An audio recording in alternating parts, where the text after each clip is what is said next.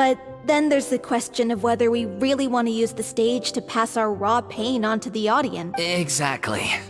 A lot of the time, people come to watch a show just hoping for some light entertainment. We have to consider their emotional stake in this. And one last thing. We're still waiting on confirmation from two of our main actors. The first is Paulo, who plays the protagonist's lover. He's locked himself away to focus on writing an ending for the script. But the deadline's passed, and we still haven't heard from him. The other is Villemont, who plays the main antagonist. He took the director's death pretty hard.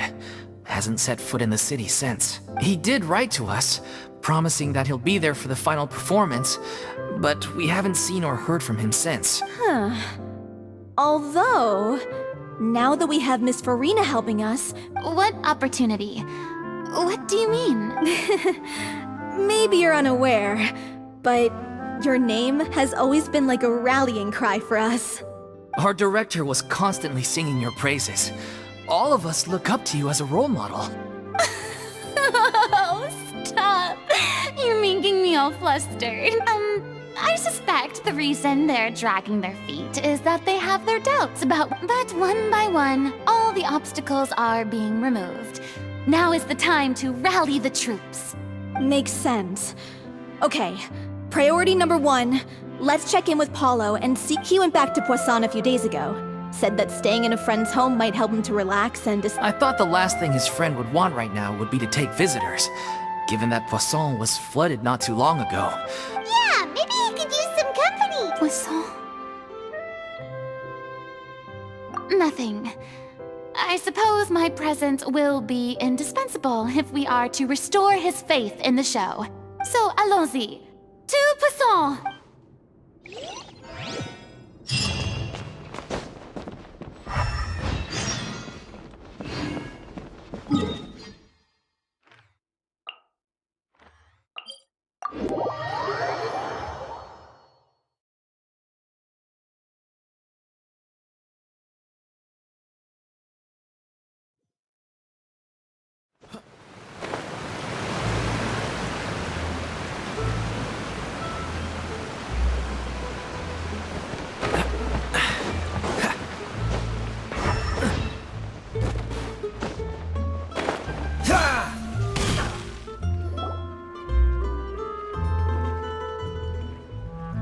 If I remember correctly, this is where he's staying.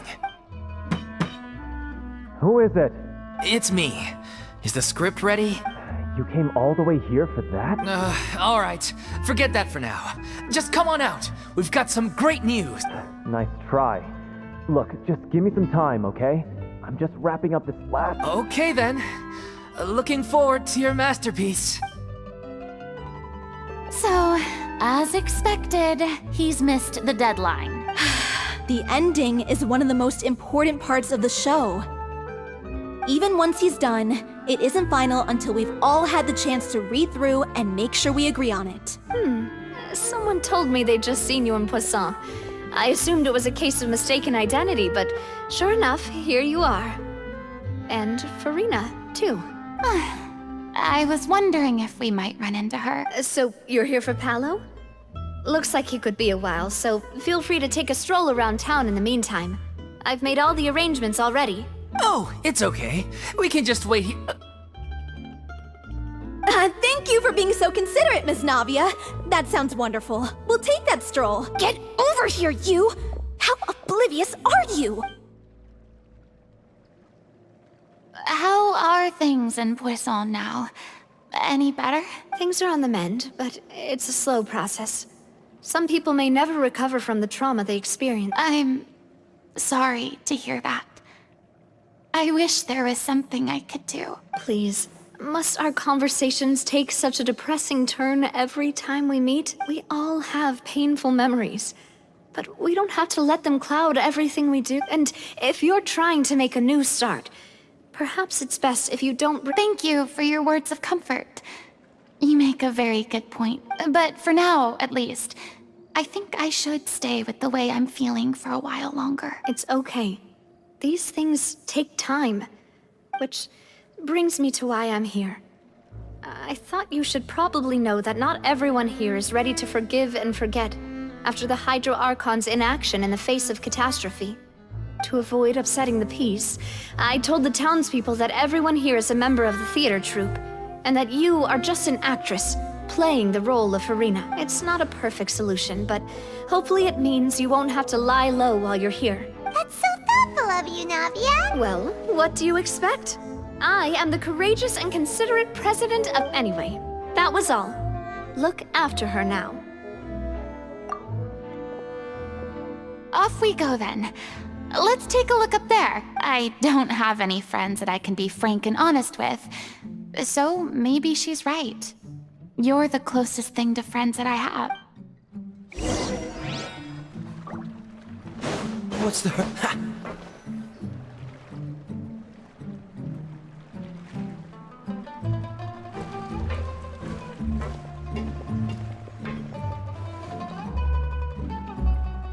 I'm so grateful that Miss Navia was so understanding. To be perfectly honest, it's always easiest to just run away from your problems. But that never fixes anything. So that's why you were nervous when they brought up Poisson. Yeah. I'd be lying if I said I wasn't scared of coming back here. Still, I felt it was something I had to do. As I was saying before, I'd be overjoyed if the people here could find it in their hearts to forget. Yeah, I can tell people are watching me. I'm sure some people here see the idea of someone coming to Poisson dressed as the Hydro Archon as extremely disrespectful. I used to be terrified of the gaze of other people, especially when they had suspicion. I guess I wasn't quite ready for this after all. I'm not surprised you're making yourself go through all of this. What do you mean by that? You expected me to just keep running and hiding from my responsibility forever? Look, there seems to be a crowd gathering over there.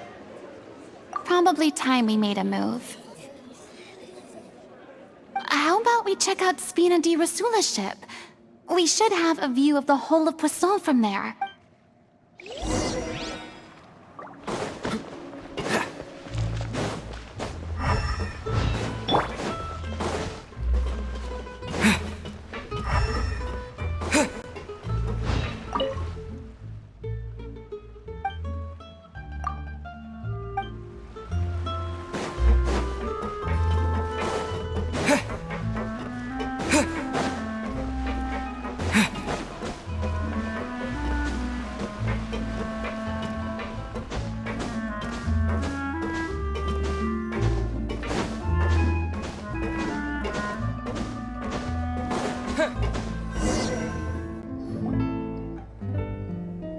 I'm sorry.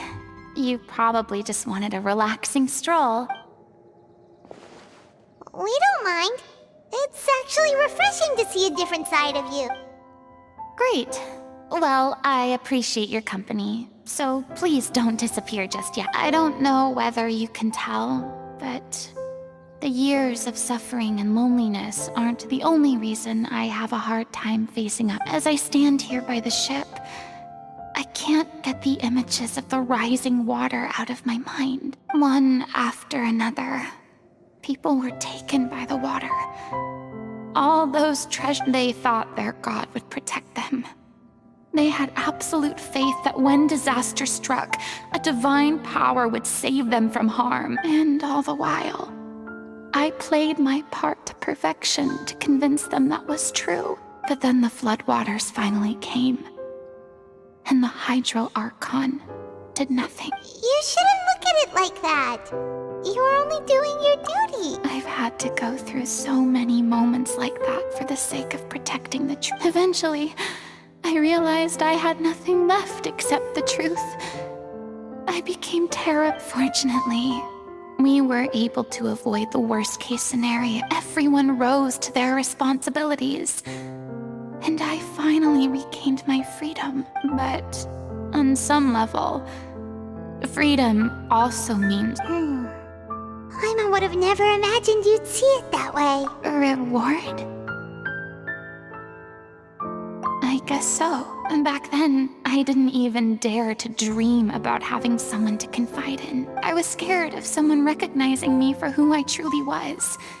And exposing a secret I swore to protect. Believe in the Furina you see on stage. She is the one you can trust. I had to keep all my feelings, all my curiosity about life to myself. That's what I really meant when I said I'm no good at maintaining relationships. So that's where you were coming from. Paimon totally thought you were just a bit of a diva at heart. Could you please get off my case? I don't know what's gotten into you today. I'm making an effort here.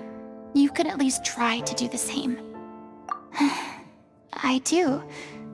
I once had nothing but the truth, and now I'm finally free to live my own life again. At least the choice is in my hands. All right, it's about time to head back. Paula. Sure. Okay, let's head back and check it out.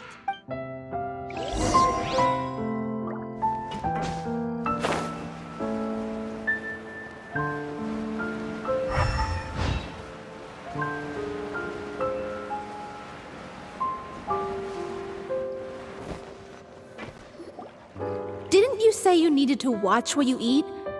You're supposed to be cutting down on fried foods, not wolfing down copious quantities of fish and chips. Come on. It's not every day we get to dine at Spina di Rosula's expense. Can you believe how generous she is? I'm not about to pass on free food. Anyway, my character doesn't need to be slim and good-looking. That's your job. Are you kidding me right now? It's not your character's health I'm worried about, it's yours.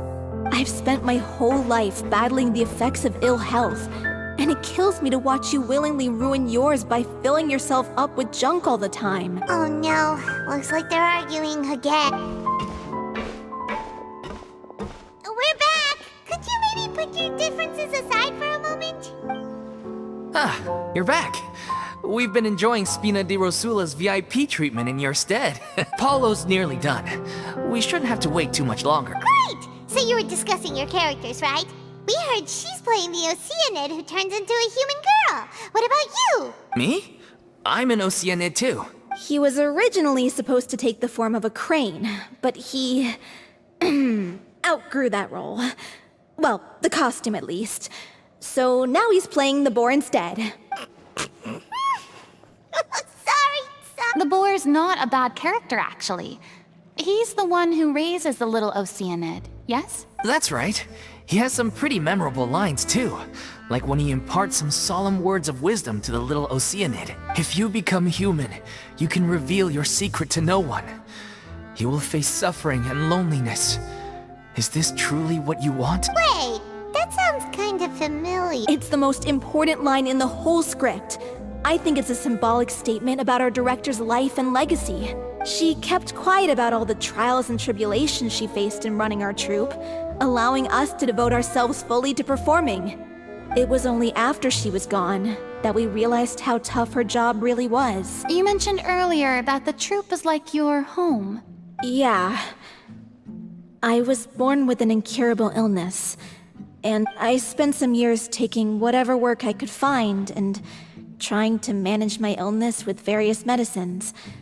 But whenever I had a bad flare-up, I'd be lying in an alleyway for days at a time. It was like that, and she took me under her wing, taught me to both sing and act, helped me find Mora for my meds, took care of me when my condition decided to flare up.